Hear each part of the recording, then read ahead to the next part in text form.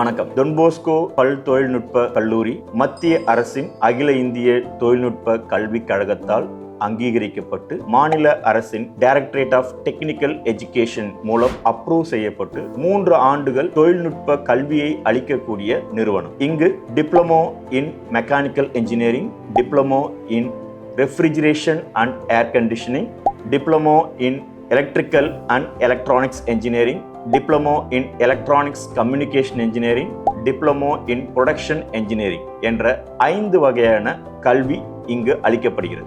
இதில் சேருவதற்கான நுழைவு தகுதியாக SSLC pass, +2 pass, ITI pass இவை 3ம் கல்வி தகுதியாக அங்கீகரிக்கப்பட்டுள்ளது.